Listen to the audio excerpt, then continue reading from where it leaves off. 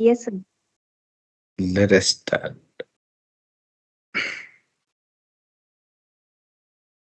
Is my PPT visible? Yes, sir. It is visible. Yes. Great. So, hope what I was discussing the last week, it made some sense. I know that I'm not going to make 100% uh, change in the way you look at things and your mindset, etc. But this is an effort to kind of make you people think and reflect. That's it. The whole discussion on research and publication ethics. Though we did not spend much time discussing the research ethics in the last session, we discussed quite a number of examples, cases of instances where there has been issues of ethics while making the research. Um, so, research ethics and research integrity. There are two words that generally people use synonymously, but there is slight difference. Research ethics emerged because there was, through the research, a lot of people were harmed, or during the research, people were harmed in the process. Say, even today, a lot of pharmaceutical companies, what they do is that they catch hold of um, doctors in the rural areas. Especially, there was a lot of cases from Madhya Pradesh and some other states, Bihar, and so on in India.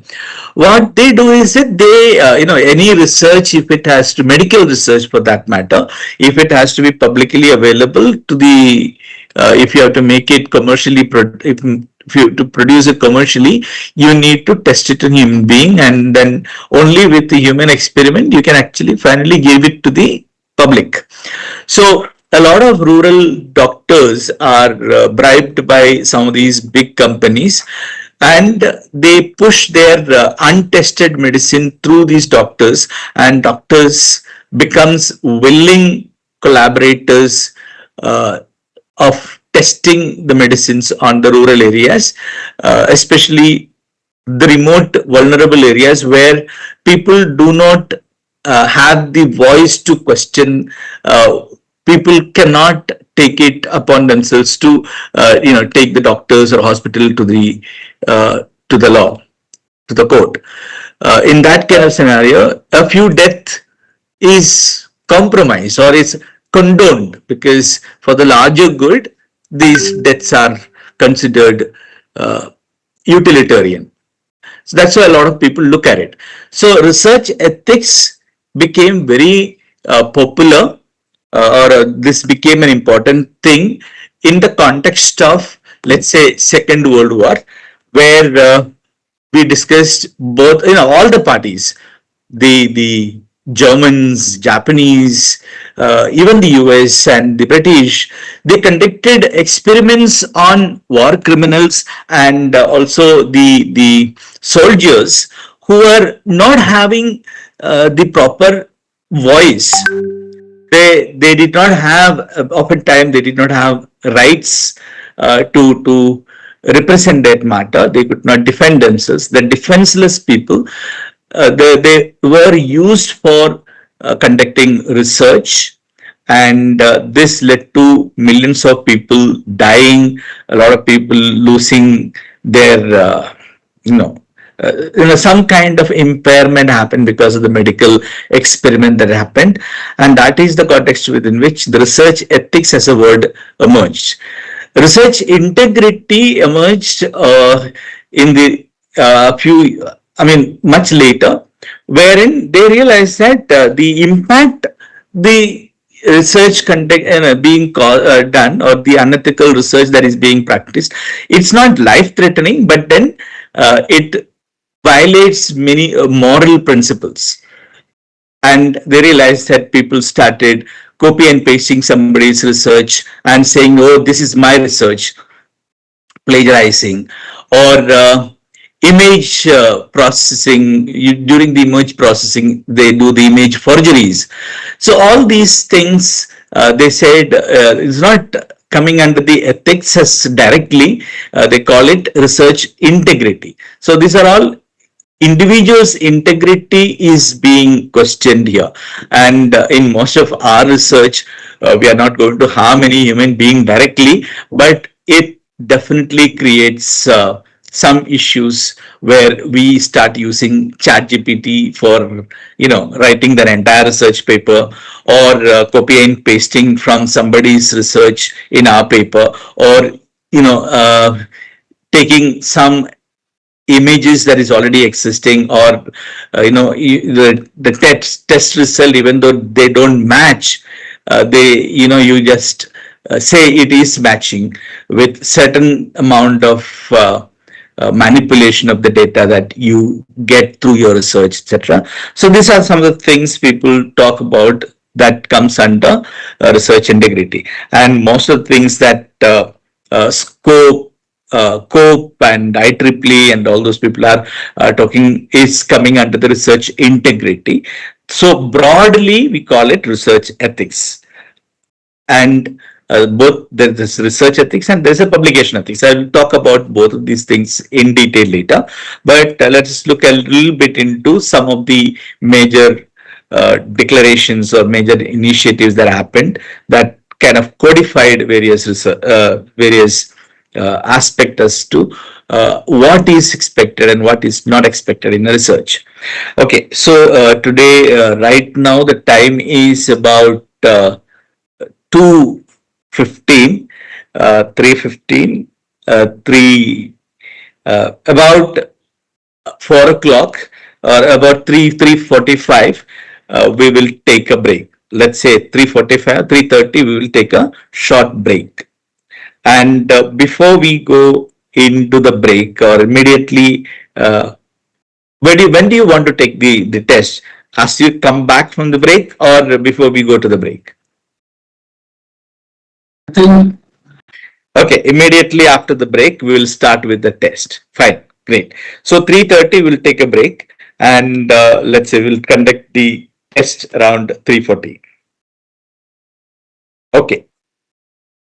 So let us continue with the slides that I have. So please bear with me. I have a lot of slides that I have prepared.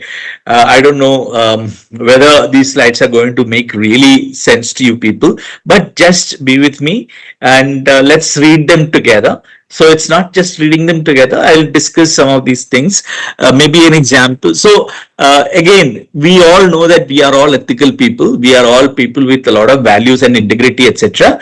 Yet there are some things we do unconsciously because of the circumstances within which we have been born and brought up, where we do some things unintentionally, but it may be viewed as an unethical behavior act.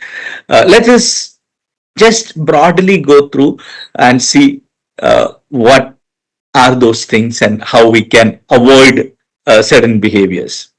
So, some of the things people talk about when you do research, um, these are this is continuation of what I was discussing in the last lecture about the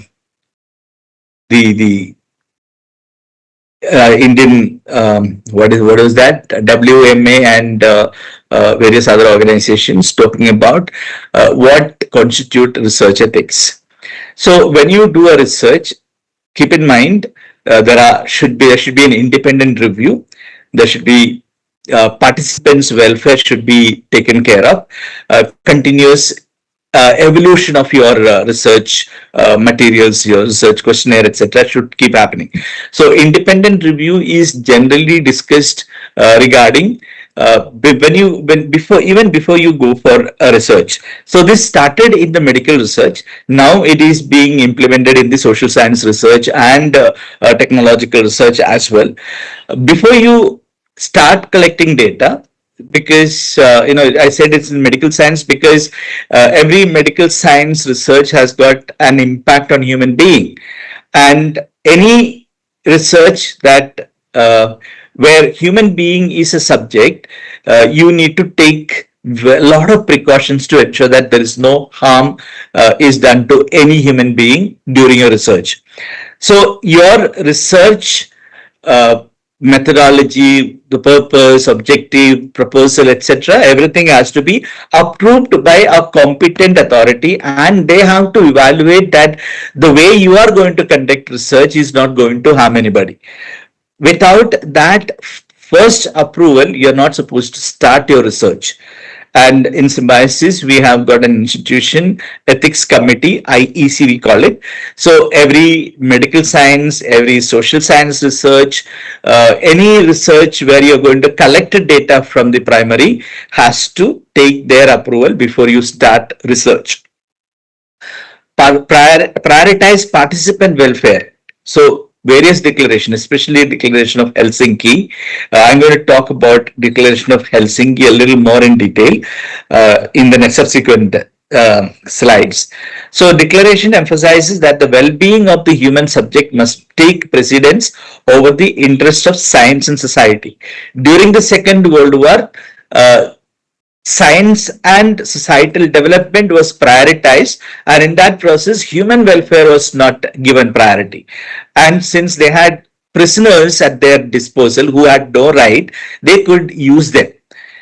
After the war, they said science and societal development is important, but not at the cost of harming human beings. So prioritizing participant welfare became an important thing in various declarations on how to conduct research. Continuous evolution. World Medical Association has revised the declaration multiple times. So to 2023, I think the latest declaration or the revision of the WMA's declaration on how to conduct research. So each time something or is added. So this is considered a foundational document, declaration of uh, what you call Helsinki Declaration. That is what it's called. I'm going to come to that. And Helsinki Declaration was the first, not first actually. Nuremberg is the first one. Then they talk about Helsinki Declaration, because immediately after the Second World War, the Nuremberg conference, they came out with what is right and what is, there are certain declarations they did that we will not do certain mistakes that our predecessors did during the Second World War.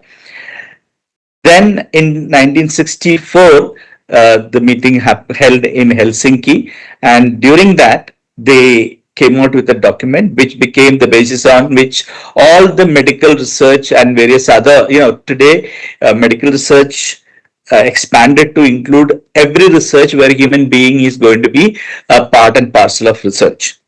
So these are the three main things they talk about in the research, in the declaration. What is respect for person? Second is bringing benefit to the society, beneficence, and ensure that justice is maintained. Mandates fairness in the distribution of research benefits and the burden. It's not many a time. You remember the example of Hagahai example that I was discussing earlier. The tribal community on which they conducted the research, only the burden was passed down to the community. Benefit was taken by the organization. The benefit was not passed down to the research, the victims or the people on whom the research was conducted. So those are the things they discussed here. They also talked about the need for an institutional review board. Every research should have an institutional review board. There should be an informed consent from the participant of the research. So every participant should consent for research. For any medical trial, without consent, you're not supposed to do it. Regulation and oversight, there should be certain supervising bodies for conducting any kind of research, and this is more so in the case of medical research. Then they talk about certain contemporary concerns like ethics standard, like fair selection of participants, responsible usage of genetic and personal data, international research collaboration. So one of the problem with the why they included fair selection of participants was because uh, they found that many research, the participants were always people from lower class, caste community, or who were vulnerable communities, etc. And that's where the fairness got added into the Helsinki Declaration. So the Helsinki Declaration, in 64 it was first mooted, and number of revisions happened. I think 2023 is the latest. So in 2020 they kind of um, defined Helsinki. Helsinki actually is a place in Finland. That is where they had a medical conference, or the World Medical Association's conference. And during that conference, they came out with this medical ethics declaration. So, which became Helsinki Declaration. And they also have an acronym for it. So, H stands for human health, E stands for equality, so no discrimination. Long term for L stands for long term goals. So any research should have a long term goal. It should not be just profit. It should also talk about society, development, etc. Short term actions, interventions, nature, knowledge, and impact orientation. So these are the things that they broadly talk about as part of the Helsinki Declaration. So it's a key document in medical ethics that provides guidelines for conducting medical research involving human subjects. It was developed by the World Medical Association and first adopted in 1964 in Helsinki, Finland. Declaration has undergone several revisions, the most recent being 2013. So 13, that was a little older one. So the latest one they talk about is I think 2023.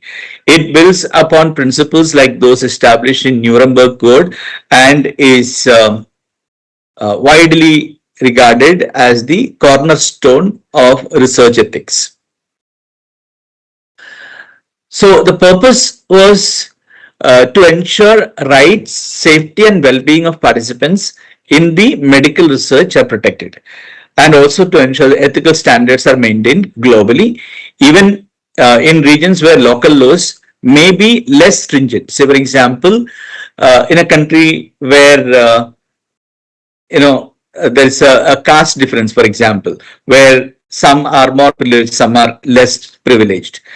So the less privileged can be used for various medical research, etc., or where there is slavery practiced, or in countries like Latin America where everything is owned by a few families and the rest of the people becomes landless and laborers.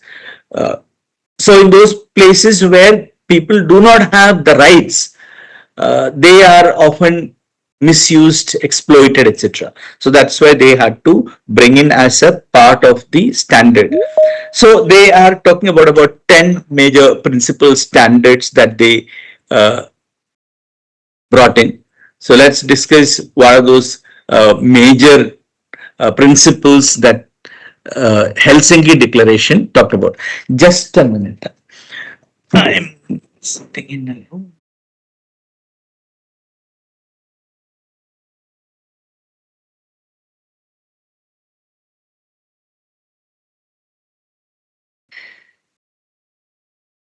Though it is raining outside very heavily, inside the room it's become very stuffy, and it was getting a little stuffy and sweaty. So sorry for the small interruption. So some of the key principles of Helsinki Declaration: ethical justification, scientific validity. That is one of the things they said. So medical research involving human must aim to improve health, prevent disease, and advance knowledge. That's the expectation.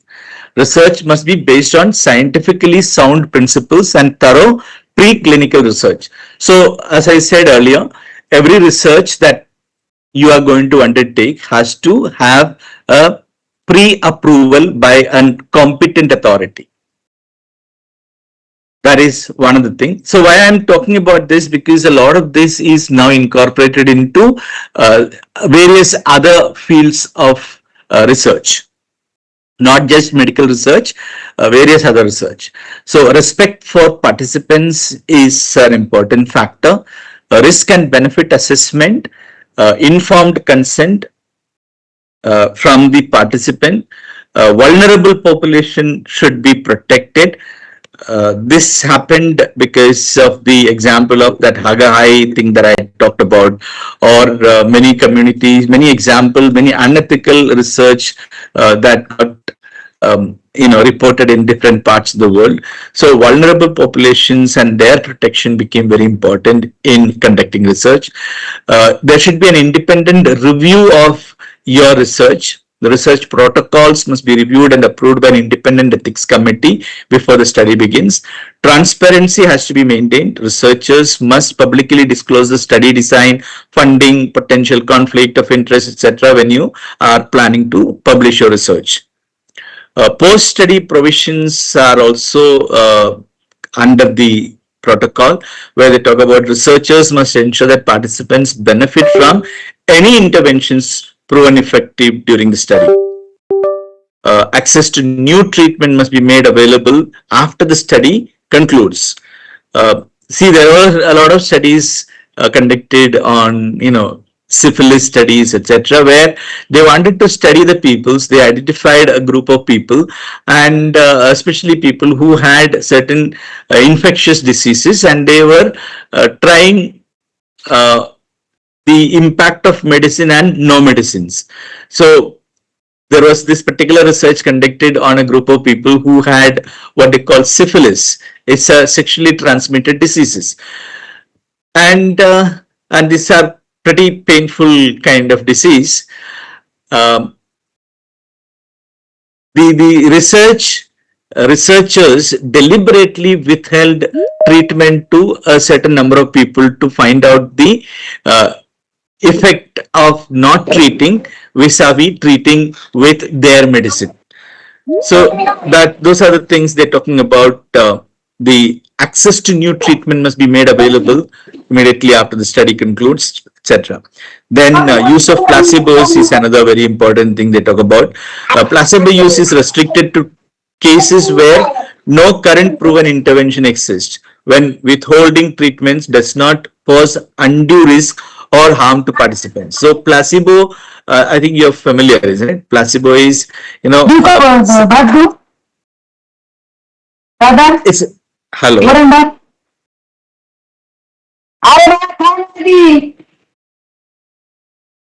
Who is that? Okay, good. So placebo, generally people talk about are medicine that does not cause any impact. So you may give a medicine, but then medicine is not really creating an impact. So a lot of people take vitamin B complex. So oftentimes B complex is more like a placebo, but then psychological relief is given where the medicine is not to treat the cause. So such kind of treatment are also there were certain restrictions on such kind of treatment on patients also were part of this particular research. Then they talk about privacy and confidentiality of the participants. So these are some of the uh, major contribution of or major points that Helsinki Declaration talks about. And major outcome of this was the institutional review board. Every university, every medical research should undergo what they call an institutional review board. And in most of the universities, wherever there is medical research is being conducted, institution of IRB became mandatory. They again, development of research policies became mandatory for universities. Certain regulations, development of laws to protect participants in medical research, such as the US Common Rule and European Union's General GDPR, what do you call general data protection regulations concerning health data, all these things became part and parcel of or the outcome of this Helsinki Declaration. Okay. This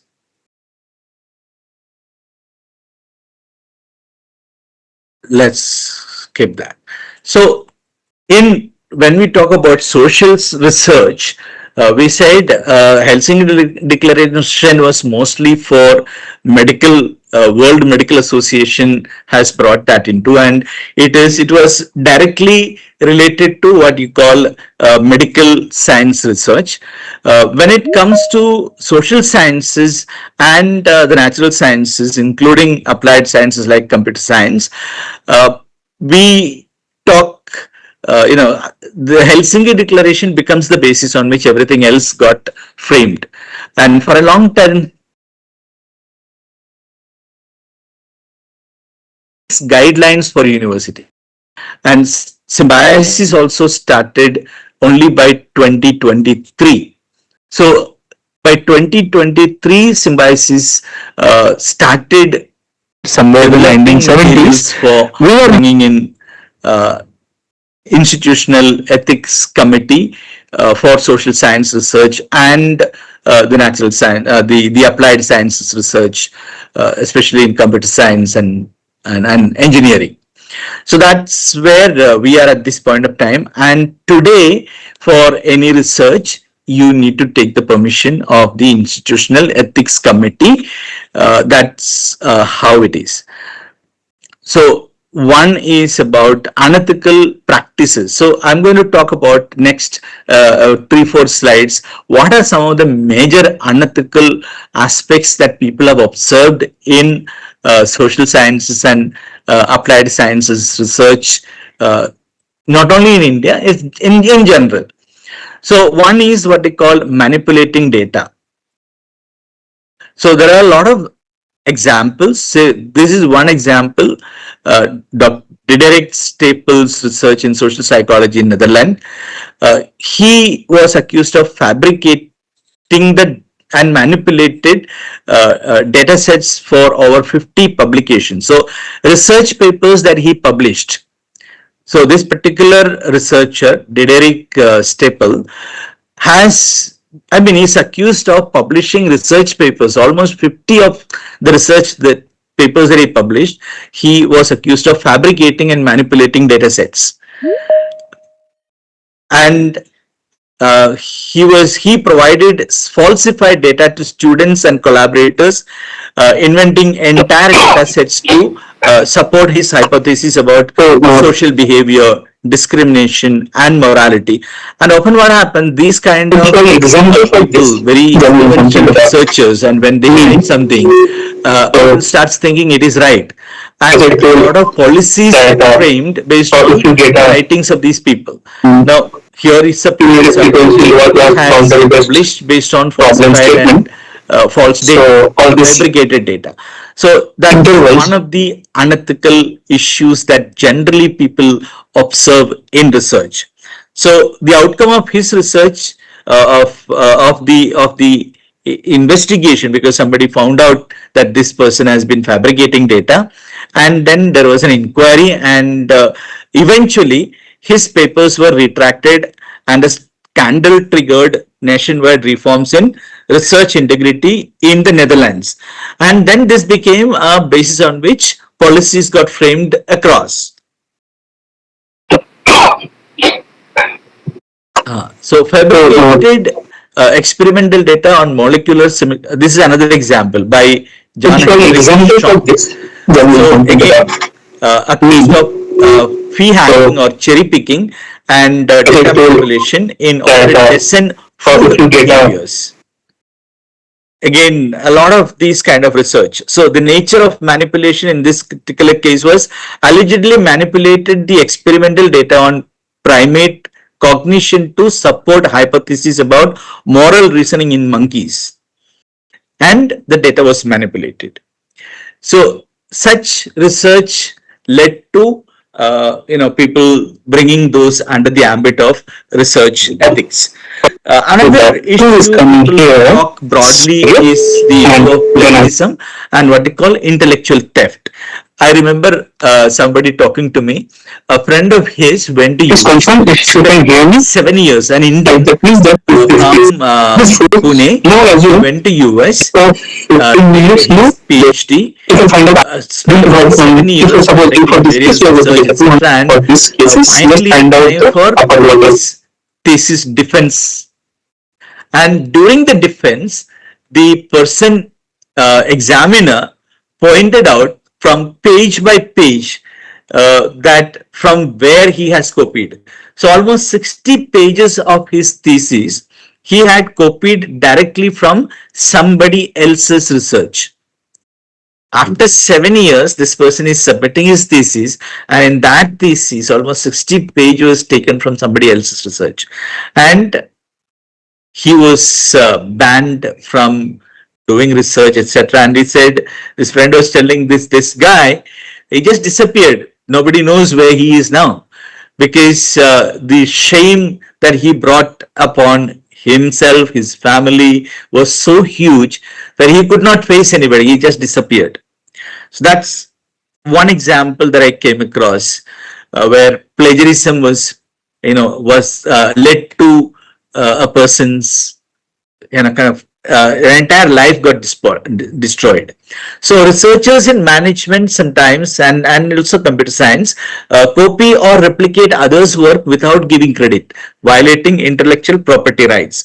This erodes trust in academic integrity and damages. See, uh, when I write a paper and publish a paper, I want people to read my paper. I want people to cite my paper. And each time somebody reads my paper and cite my paper, I get a credit. And that is what I call my citation score. And the more citation score I have, I am recognized as a better and better researcher. That is expected. That is what everyone wants. I need to increase the citation. But if somebody reads my paper and take the idea and does not give me credit, so you see, somebody is stealing from me without giving me credit. I don't want that to happen. So that is why plagiarism and intellectual theft is a major ethical issue. One example is this Dr. VP Gupta and Dr. GS Mani, who are affiliated to DRDO and Delhi University, respectively, focused on algorithms and communications networks in the early 2000s. Multiple papers by Gupta and Mani were found to be copied almost verbatim from previously published international research articles. The plagiarism was discovered by peer reviewers and other scholars who noticed large sections of text, figures, algorithms lifted directly from existing IEEE and Elsevier papers. Now, earlier, um, it was not easy for detecting plagiarism unless the reviewer have actually read those papers and realize that, oh, this may be from that paper, and then you can do a cross verification.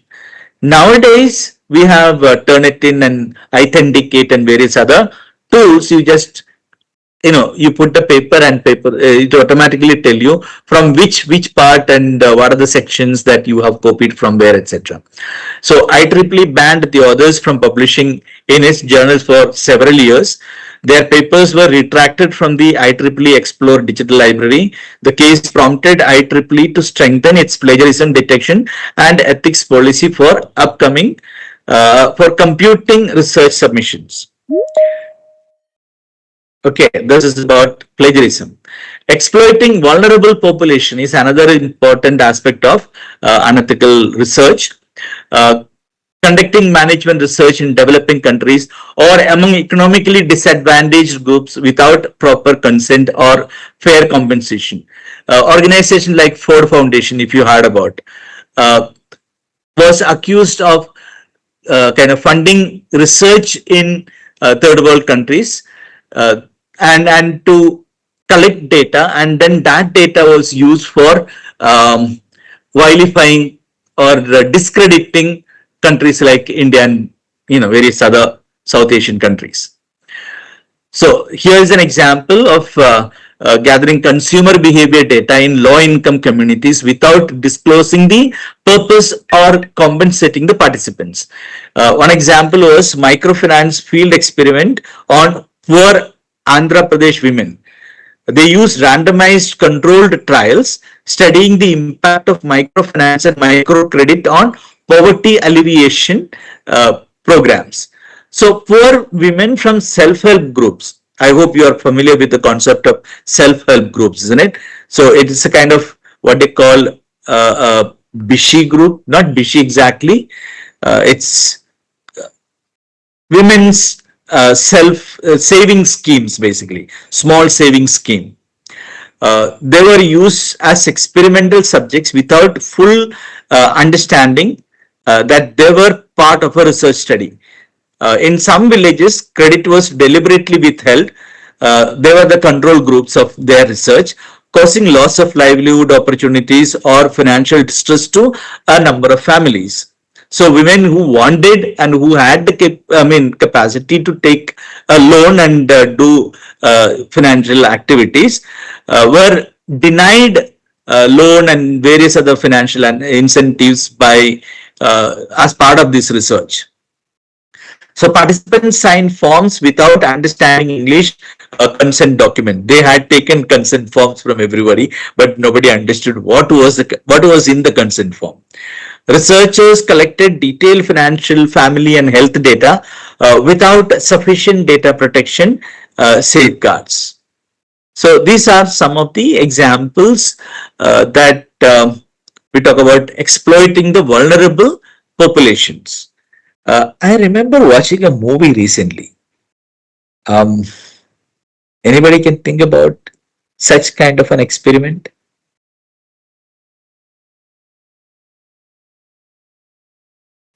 I'll come back to you when I remember.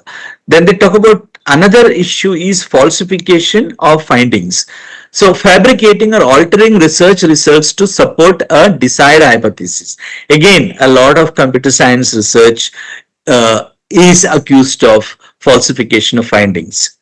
For example, studies prompting or promoting scientific leadership or management frameworks may skew data to ensure outcomes favor sponsors or researchers.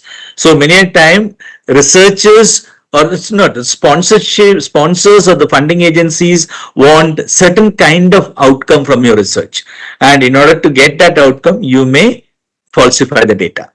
So several papers co-authored by a very famous researcher, Dr. S.S. Iyengar, a well-known computer scientist from Indian origin. I'm sure many of you must have heard also. So he was also awarded at some point of time some of those what they call Padma Shri and things like that, if I'm not mistaken, were retracted by Springer, Elsevier, IEEE due to falsification, duplication, and fabrication of findings.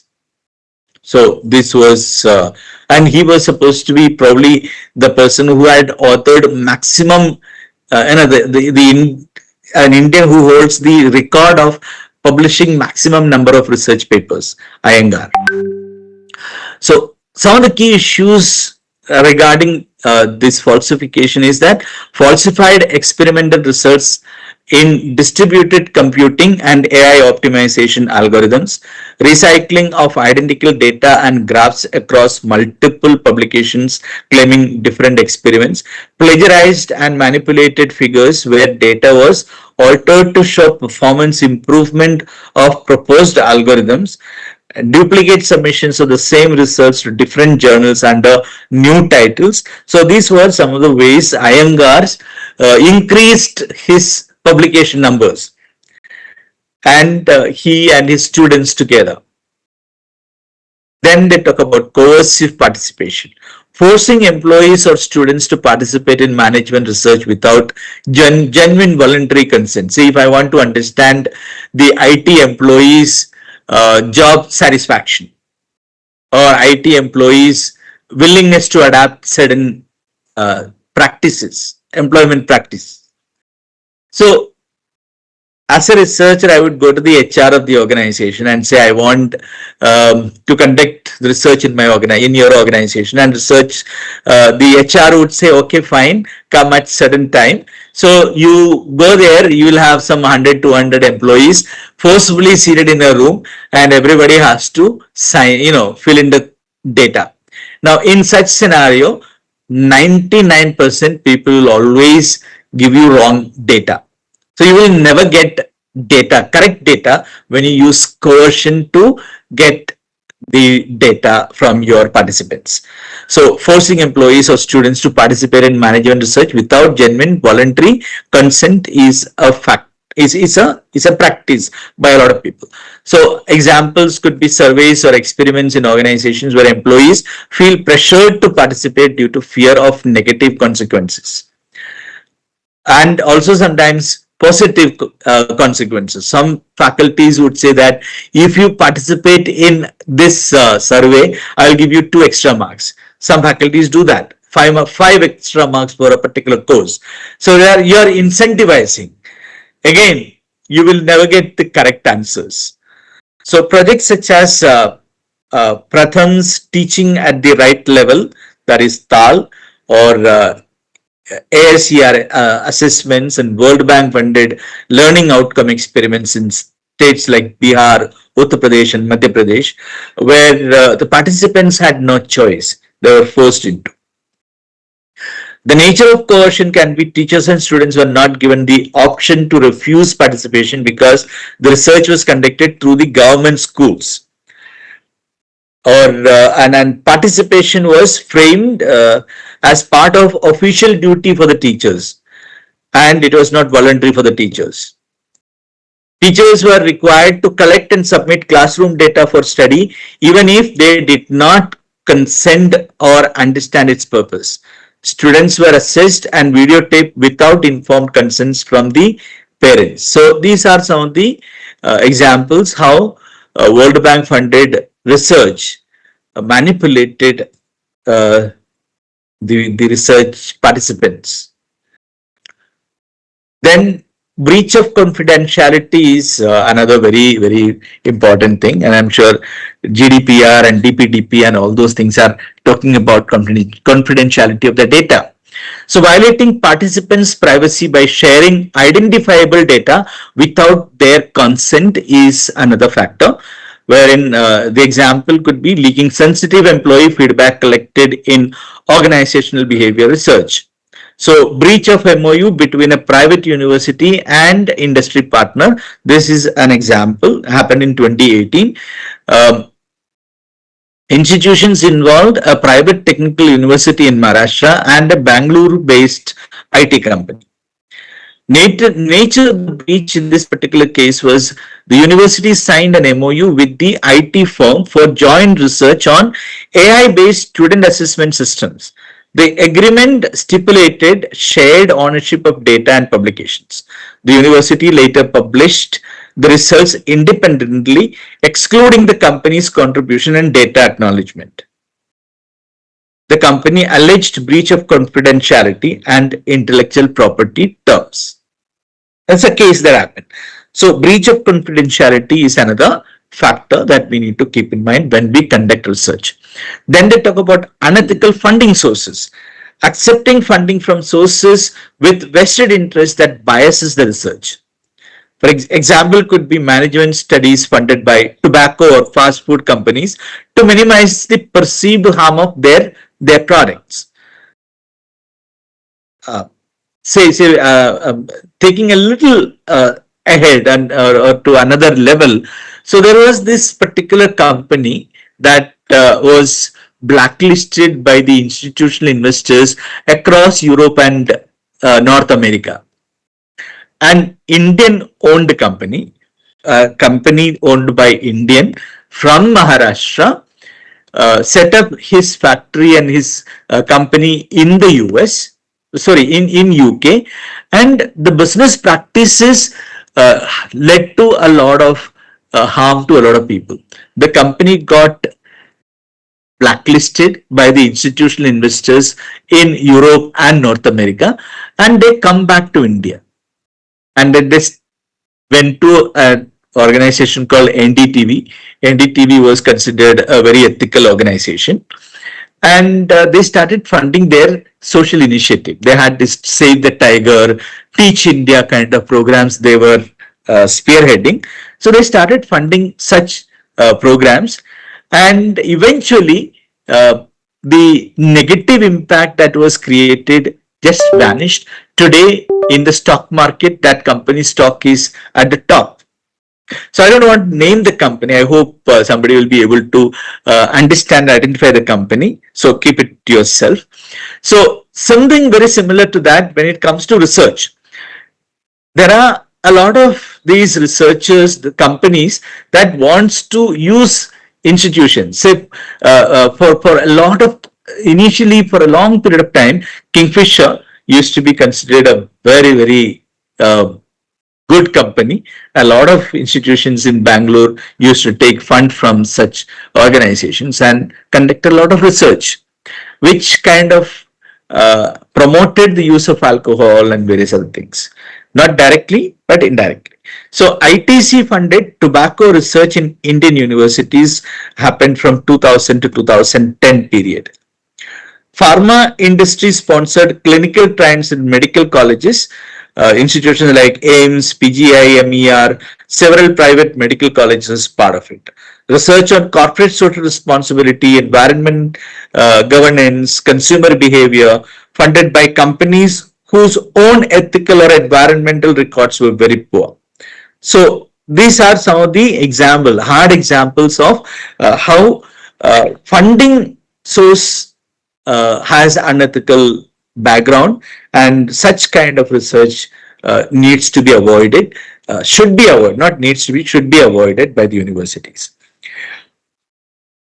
And when during this period of ITCs, initially IPL was sponsored by ITC for a long period of time, and then at some point of time, people questioned the validity of ITC funding IPL, and IPL being where youth is attracted maximum. So you are using a tobacco company, and finally ITC had to take their advertisement back, their sponsorship back. So these are some of the examples. Then we talk about misrepresentation of research, uh, overstating the significance of findings or presenting incomplete data to influence managerial practice or corporate strategies is another very good example. So there is an example of a study that claims a specific training program drastically improves productivity without acknowledging limitations or alternative explanations. So several Indian universities and technical institutes were found to have exaggerated or fabricated research outcomes. One, they talk about researchers claim to have developed functioning prototypes or tested algorithms that never actually existed. Some papers reported simulation based results that were written as real world experiments, or benchmark results were falsified. Example which says achieved 99.8% accuracy to support a paper. So all these things have been identified, uh, kind of caught in many cases. Many papers were retracted in the process. So misrepresentation of the research is another very big mistake a lot of people do. Unethical experimentation, say conducting experiments in workplace settings without proper safeguards. For example, introducing stress-induced policies as part of a study to measure employee resilience without informing employees of their involvement. I don't know. Have you watched the Big Boss serial? I'm sure many of you have seen Big Boss, isn't it? And in Big Boss, to make it more interesting, they introduce competition among the participants. Now, these competitions sometimes take very violent form, into violent nature, and literally, kind of organizers are making the participants turn against each other. and that's where there is a lot of ethical aspect to it, but looks like so far nobody has complained against it, and hence such programs are continuing. Otherwise, from a research perspective, such kind of behavior is not accepted. Facial recognition experiment by law enforcement in India in 2018, they started. Some institutions were involved were Delhi Police, NCRB, and private AI vendors. So, to some extent, this kind of research can violate the privacy of the people. And you also know that if there is, algorithms are not 100% a match. So it's a possibility that a similarity can say that X person is a criminal when he probably has no relationship at all with the crime. AI-based facial recognition systems were deployed and tested during public gatherings, especially during protests, airports, and religious events, etc. And I'm sure they did it during the CJP protests that happened recently. And a lot of people are going to be harassed for the rest of their life because they participated in that particular movement. So public was not informed, and their facial data were being captured and analyzed for algorithmic training. Many of these systems were still in testing phase, effectively making Indian citizens subject to live AI experiments without the consent of the participants. Accuracy tests were extremely low, often less than 1%, with false identification disproportionately affecting minorities, women, and children, etc. etc. So these are again research that are happening, which has got an ethical underpinning, which is you're expected not to violate any human rights. Then another very important factor they talk about is the exploitation of academic publishing. So research is one. I'm going to talk more about publishing later, where I'll be talking about all these things. So one such example is what they call salami slicing. You conduct a research, you collect data, and then the same data you're going to make many papers out of it, or you slice the data into different small parts, and with one research now you're going to come out with 7, 8, 9 different research papers, and each of them is different. But then what happens, the data that you collected was for one research, and now each of those nine of those research, all of them are incomplete research. So you're publishing incomplete research as saying it is a complete research. And unless some extremely good reviewer, it is not easy to detect such kind of uh, malpractices. In 2017, the Indian Express and Nature magazine jointly exposed a network of over 300 Indian journals operating as what they call predatory journals. So publishers also has got these unethical issues, wherein many publishing companies they create cloned journals. Say or what they do is that there is a American Journal of Marketing or American Journal of Psychology or XYZ Alana Falana, very important research journal, and it has got a Q1 or ABDC ranking, etc., etc. Now, what these people do is that they clone the website of that journal and say that this is that journal, and then you push this to researchers. So I am a researcher. I get a mail from American Journal of Psychology saying that please send your paper. We will publish your paper. I am very happy because I checked the name of the journal and it is in the Scopus. Oh, Scopus journal मिल रहा है ना? मुझे 2 paper चाहिए PhD खत्म करने के लिए. Let me publish it. After I publish, I realized that, oh my God, it is not getting reflected anywhere. And then I dig deep into the journals. And then I realized, oh my God, the journal where I published doesn't exist. It's a cloned journal. Then I realized that, the IS BN number of the journal is different. There are many inconsistencies in the website which I failed to notice in the first part. So these are predatory journals. And what they do is that they don't charge a lot. They charge about 10 to 15,000 per paper, and they will publish about 500 papers in one issue. One issue, 500 papers. Each paper they are charging about 10,000 rupees to 15,000 rupees. Imagine the amount of money they collect. And 1 year, they have about 12 issues, sometimes even 24 issues they come out with. And each issue will have that many papers. So they don't do any peer reviews. There is no cross check, nothing of that sort. Whatever I send, they will immediately publish it, provided you pay 5,000 and that 10 to 15,000 rupees. That's how a lot of journal worked. So UGC then came out with a list of fake journals. Then they came out with a UGC care list in 2018-19. And by 2025, UGC realized that these UGC care list also has got a lot of journals that are unethical. So they withdraw that list also.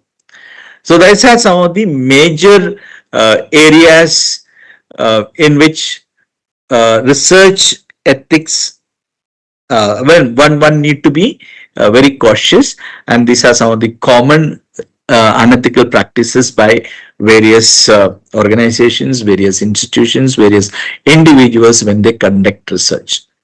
So the question a lot of people ask is that does your not knowing something as wrong make it not wrong? So I did not know that this was a cloned journal. And then Pohekar sir would say that you don't have the journal. No, no, I published two journals, sir. No, you haven't. And you would say that you publish in a cloned journal, and then you are stuck. Your PhD will not go ahead. Yeah. Many these days copy paste another's work as their own and submit for publication. I realize a lot of students when they write a paper, earlier it was copy and paste from existing journal. Today it's almost 90 to 92% AI uh, coming into the paper. So all these things are problems. So if you send the paper, your final thesis to Poikasa, and then he says, look, you have got 90% AI rejected. Go and rewrite your thesis and come back after 1 year. So you're stuck, no? So these are the things that you need to take care. So when when you're doing research, it's important to keep these factors in mind and ensure you don't get into such kind of behaviors. So far, any question? I think I discussed quite a lot of things. If you have any things to discuss, please do let me know.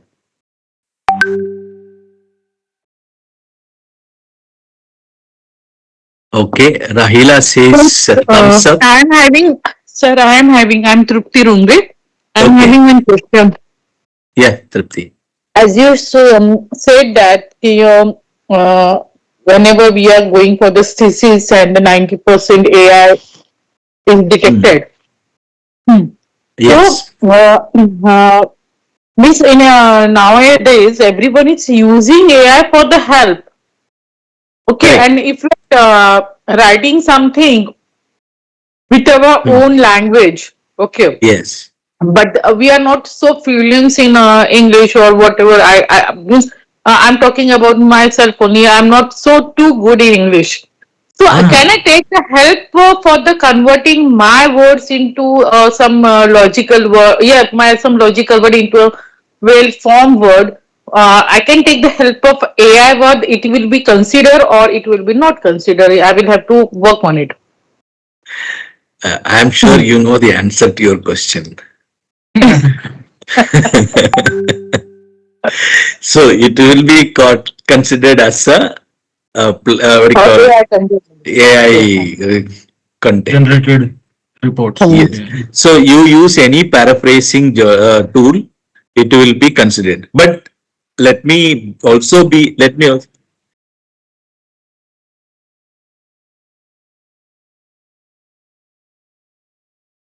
Yes.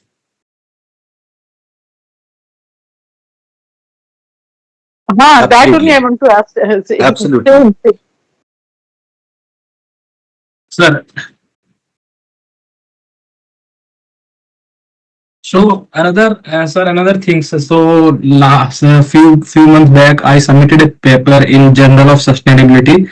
So it was a study on Ladakh, how indigenous community of Ladakh are using ice stupa to cope with the water scarcity. So it was written by me fully, and then I ran the attempting. It saw the 18% AI generated words. 18. 18, 18. That is accepted. No, nowadays journals accept up to 18%. Those 18%, anything below 20% is considered a false positive. False positive. Okay. So what happens is that the machine might think that it is production. It is not your work. It is artificial intelligence, because you train the machine, correct? So human being has trained the machine, and when we Mhm. train the machine, we train in our language. So there is a high possibility that when some of our way of thinking, machine also pick up and think that it is a machine way of thinking. So there is a false positive possibility. So therefore up to 20% is considered false positive, and it is accepted. Anything above 20% is considered problem. Mhm. So symbiosis also accepts up to 20% or up to 19.999% as false positive, and the paper can be submitted. But anything beyond that is having problem. Sir, we can use the tools for paraphrasing and grammar check, and that are accepted, right? See, the problem is that some of the, say, I was using Grammarly for doing that at some point of time, and then I realized that Grammarly is bit getting uh, uh, recognized as an AI tool, AI and I generated was tool. getting 90% of AI after running my paper through Grammarly. I was also using a few other paraphrasing tools, which was also creating a problem. I realized that there are, every now and then new tools are getting, so like any tool after about 6 months, Mhm. the Turnitin gets trained on that particular tool, and then if you use that tool, it becomes AI content. So any new tool that comes in the market, if you use, probably AI will not get, AI will not detect. That's my idea. And I also realized that there are ways people use to hoodwink the AI. I don't want to tell you. If you want to find out, you can do that. There are of course, a chore, any kind of police bandobast, a person who wants to violate that, break that, he has ways and means of doing it. So if Yeah. there is a will, there is a way. That's what people say. So as long as you don't get caught, well, Then it you are is, ethical. you are correct. So the Yeah. moment you are caught, then you have it. So if you're caught, probably your entire PhD will be cancelled, and then there will be a ban for next 5 years. You cannot do PhD, and the nature of violation is so severe. Then you can be banned for life. So that's what I said. If you get caught, you have it.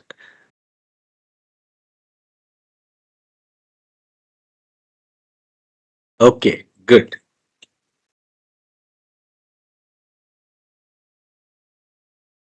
So far, what I've been discussing was practical things, which with examples, etc. Let's go and discuss a little bit about from why ethics, research ethics emerged as a factor. Why people started talking about research ethics. Some philosophical, scientific, ethical argument. Now, earlier in the last session, we discussed about the utilitarian perspective, about deontological perspective, about the virtue perspective, etc. So let's go a little more deep into some of these things. So, science and ethics, how ethics got into science, or why ethics are important in science. So, what different people talk about. In 1905, the scientist Henry Poincare wrote that ethics and science have their own domains and they are not, they never intersect. That's what he said. You can't put, and that is where the whole concept of business ethics became a, what they call, ethics in science, ethics in business, what they call oxymoron. Two words, two opposing words, you put them together to get a different meaning altogether. So they said business and ethics are completely opposite. Similarly, science and ethics are completely opposite.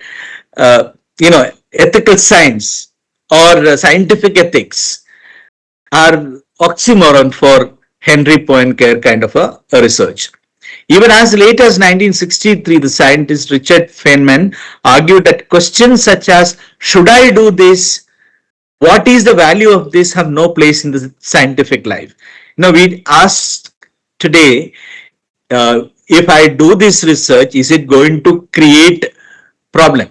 So somebody like Nobel, when he did the research on gunpowder and guns, etc.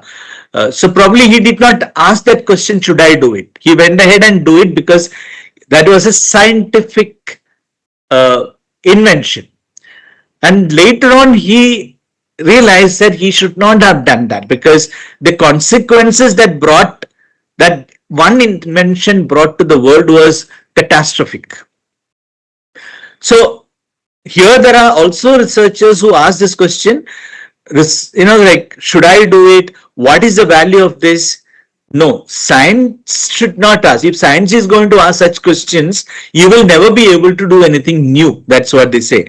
Science is supposed to bring in new inventions, and invention should the sake of, science for the sake of science. That's what a lot of people would say. In 1970, scientists developed ethics code for research with human subjects and explicit norms for the responsible conduct of research. So, responsible conduct of research, or RCR, became, started getting into academic dialogue and discussion since 1970s. So, the Helsinki was for medical research, not more from an academic research. It was from a medical research they were talking about.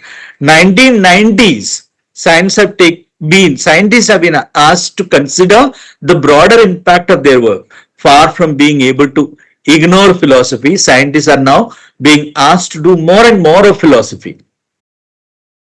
In 2001, the US government defined research misconduct as these three factors: falsification, fabrication, and plagiarism. So, from US American researchers' perspective, research ethics, these are the three major leading factors: falsification, fabrication, and plagiarism. So, we'll talk about those things eventually in today's lecture. So, the assertion is that we have a moral duty to be honest. This duty is especially important when we share ideas that can inform or persuade others. So when we are doing a research, and that research is going to, let's say, make the government to come out with a new policy, or is going to uh, tell the world about how the scientific world is going to think, or how, let's say, a particular thing is going to change, then there is a need for being honest. So on intellectual honesty, people say intellectual honesty is honesty in the acquisition, analysis, and transmission of data. How you are acquiring data, how you are analyzing data, how you are transmitting data. So I'm sure some of you will be doing this. Say, I'm sure almost all the computer people, you're going to use data sets, correct? For some kind of data set you're going to use for doing your research. So where are you going to get that data? Are you going to falsify and make that data or yourself? Or are you going to, in a kind of steal somebody else's data? Or are you going to kind of uh, say now there is a lot of data available by various government agencies, various agencies. Now there are also data that is available for sale. Now, are those data ethically collected, ethically collated, etc.? These are some of the things that we need to ask when we are going to use those data for our research. So, where are we and how are we going to get that data? Then they talk about the analysis. The analysis of data may we have collected a data and then we analyze that data and then we find a lot of outliers, and then they realize that the hypothesis is not at all, the data is not at all proving or disproving the hypothesis. It has no relation. And then they realize that you don't have time for setting new data, cleaning the data, etc. And then you, instead of kind of redoing the entire thing, you falsify the data. I mean, the analysis itself. A lot of people do that. And then how you're transmitting, how you're going to send it, how you're going to publish it, where are you publishing it. So I made a paper and I know that the paper is really not very good. I used falsified data, all these things. And then I realized that this journal in the US is publishing my article if I pay 2 lakh rupees. I have to pay 2 lakh rupees and then the journal will publish my paper without asking any question. A lot of people are willing to do that. So these are the areas, all the three levels we need to be honest. So the intellectual honesty test the way I collect data, the way I analyze the data, the way I publish the data. So a person is being intellectually honest when he or she, knowing the truth, states the truth. That's intellectual honesty that we are talking about. So this includes all forms of scholarship, consequential conversations such as dialogue, debate, negotiation, product and service description, various forms of persuasion, public communication such as announcements, speeches, lectures, instructions, presentations, publication. There is a need for honesty at all these are, because at every one of these is a way of communicating something to the larger audience. So intellectual honesty is an applied method of problem solving characterized by an unbiased, honest attitude which can be demonstrated in a number of different ways, including ensuring support for chosen ideologies does not interfere with the pursuit of truth. Say, when I was doing my research, when I was doing my PhD, I had to go and collect data from various social activists.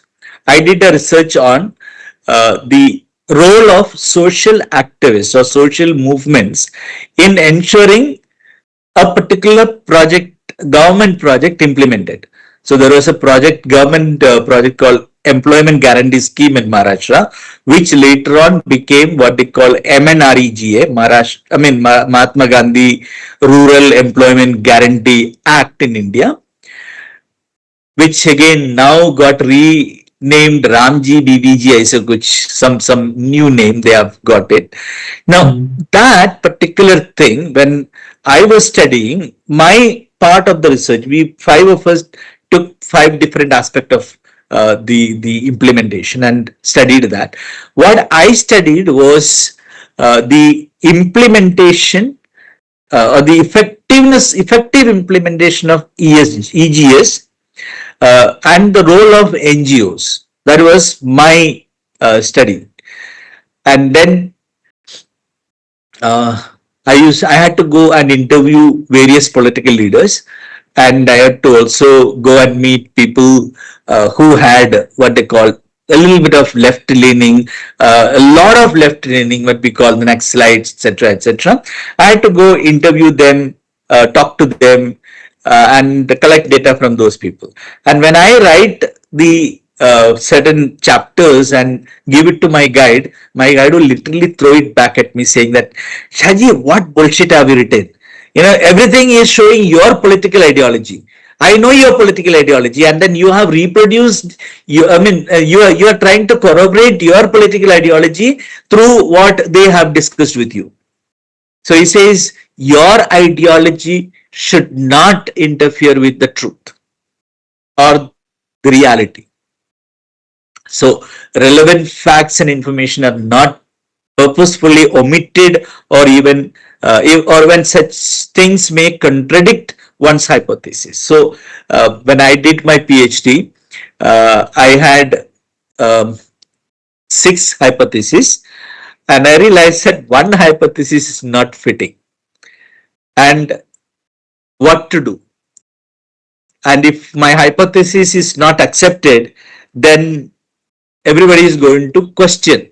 And one of my friends who was helping me to discuss, to write the hypothesis and my paper, he said, you omit that hypothesis. And then I realized that why should I omit it? Let me be frank and tell this is how it is. Not accept it. That's it. So hypothesis accepting, not accepting. So my hypothesis is not accepted, and I'm going to justify why this hypothesis may not have been accepted. And I realized that the examiners were very happy with my defense, and I got my PhD without omitting that one hypothesis. Facts are presented in an unbiased manner and not twisted to give misleading impression or to support one view or the other.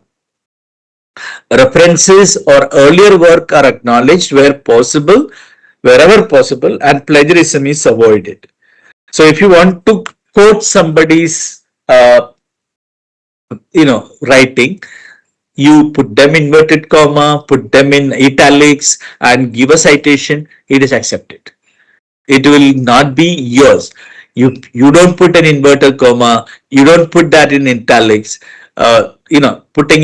Putting that particular portion in an italics or inverted comma or what they call indenting.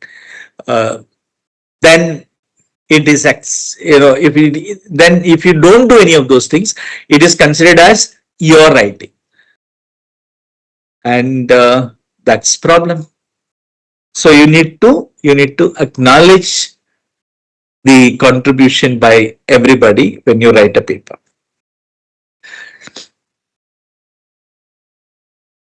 So some of the ethical issues in a social science research that people identified: complexity of a single research problem can give rise to multiple questions of proper behavior. Sensitivity to ethical issues is necessary but not sufficient for solving them. Ethical problems are the results of conflicting values. So I am a person, maybe I have a very proper understanding of gender issues, gender dynamics, etc., and I respect women, etc., but when I conduct a research on, I may unknowingly, unwittingly, make statements that may be derogatory, that may be biased, etc. Even though I, as an individual, subscribe to a feminist ideology, this may happen. Ethical problems can relate to both subject matter of the research and the conduct of the research. So I give the example of my research where I had to go and meet a person who has a similar political ideology as mine, or let's say somebody who is a very poor person, and I kind of take a very high pedestal position and look down upon. That is possible. I can bring his political ideology and match my political ideology. Can happen.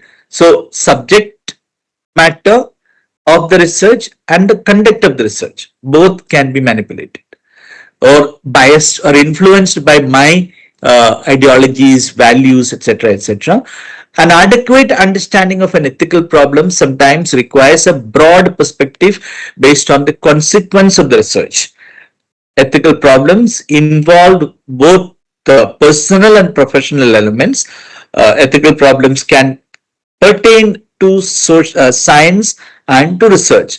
So what therefore we need to do is that try and be aware of all the possible uh, consequences, and that is why I gave you in the beginning an example of that six thinking hats. So put on various hats and try to be as critical as possible. It's important once in a while to put on the black hat and look at all possible things that may go wrong, that can adversely impact my paper. I need to look into all those things. And when I put on my white hat, I am actually going for all the facts and figures. And it's important to identify and come out with all the available possible data before I arrive at a decision. So these are some of the ways that we can protect ourselves from any kind of unethical research. But again, as I said, we oftentimes are bounded. We work in what we call a bounded rationality. I hope you understand what bounded rationality means. Bounded means you are chained by many factors. One of the factor is time. You have to finish it in 3 years because your promotion is dependent on that. Or the tuition fee is very high. I have to finish it in 3 years. Otherwise, I end up paying another 3 years.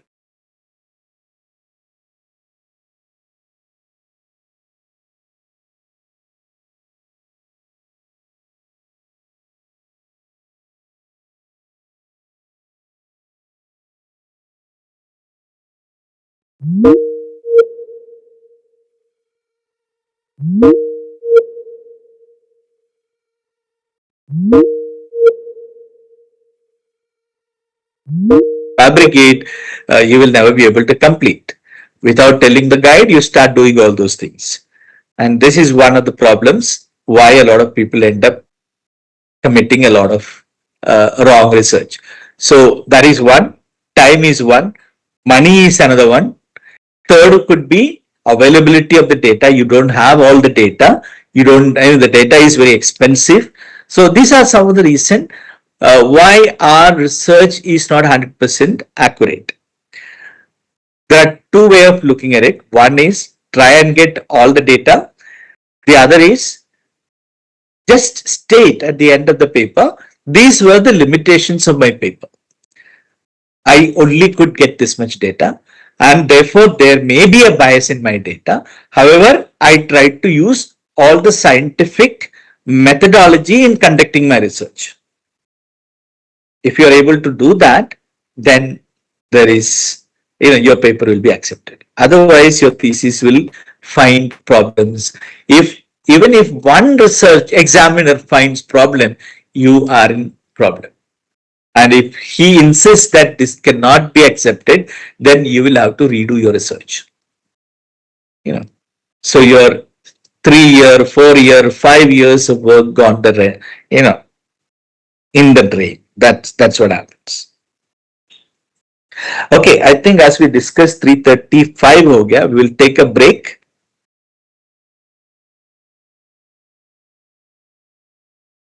Guys, Yes, sir, we can. we will take a break and come back exactly at what time? It is 3:30, 40. We'll come back at 40. All right. So communicate to everyone that we will start at 3:40 and then we'll start with the test.